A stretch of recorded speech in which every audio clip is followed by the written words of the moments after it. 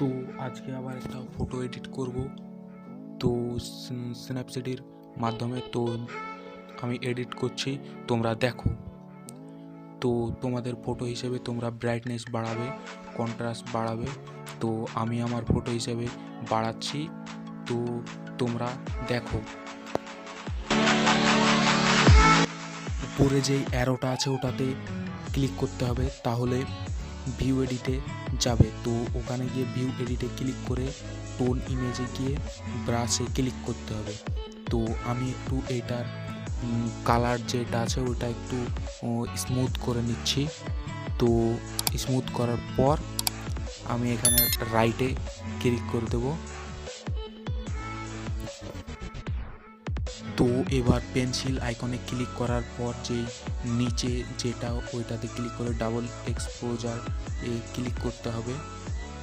তো আমি এখান থেকে একটা ব্যাকগ্রাউন্ড সিলেক্ট করে নিচ্ছি।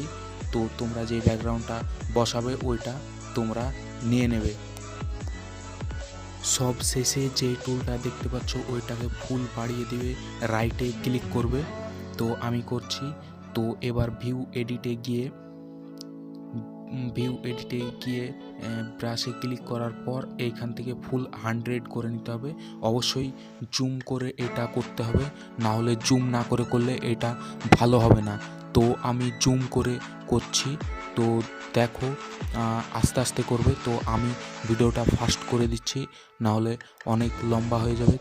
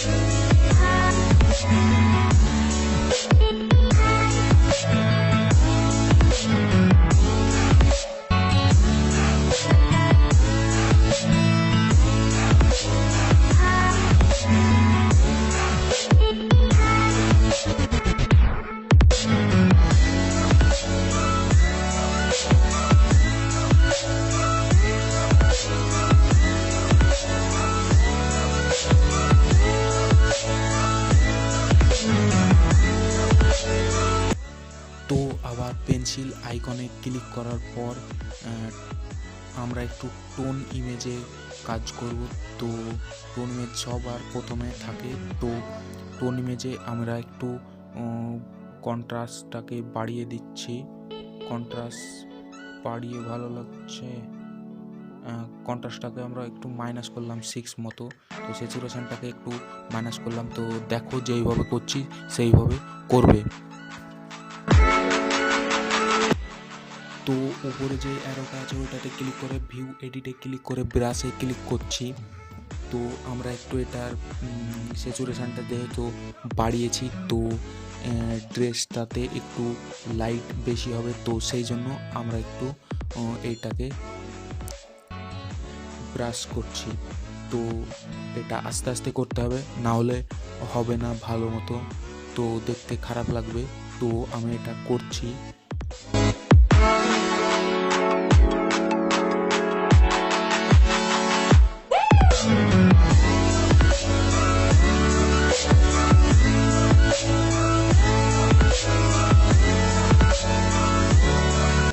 পেন্সিলে ক্লিক করার পর ডিটেলসে ক্লিক করে আমরা একটু স্ট্রাকচারটা বাড়িয়ে নিচ্ছি, তাহলে ভালো হবে। তো স্ট্রাকচারটা বাড়িয়ে ভালো লাগছে না, তো আমি স্ট্রাকচারটা তো পেন্সিল আইকনে ক্লিক করার পর একটু সিলেক্টিভে একটু কাজ করতে হবে। সিলেক্টিভটা আসলে ফেসের জন্য একটু ব্রাইটনেসটা বাড়াতে হবে ফেসের, তো আমি বাড়িয়ে নিচ্ছি। তো দেখো, তো সিলেক্টিভে যখন কাজ করব, তো পেন্সিল আইকনে ক্লিক করার পর একটু ব্রাশে করব, ও ব্রাশে সব শেষের ব্রাশটাতে ক্লিক করবে, না হলে হবে না। তো আমি করছি, সেইভাবে করো। তো যদি বেশি হয়ে যায় তাহলে নিচে যে অ্যারোটা আছে ওইটাতে ক্লিক করে এটাকে কমিয়ে নিতে হবে।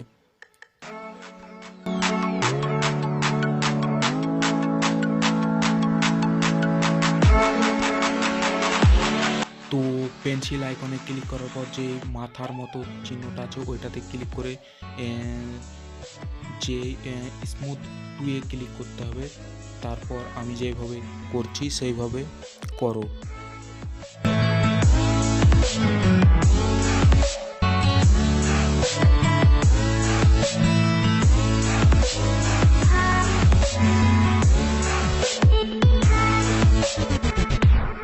তো ফাইনালি আমাদের এই ফটো এডিটটা কমপ্লিট হয়েছে। তো যে ডাউনলোডের যে চিহ্নটা আছে ওইটাতে ক্লিক করে ফটোটাকে সেভ করে নিতে হবে।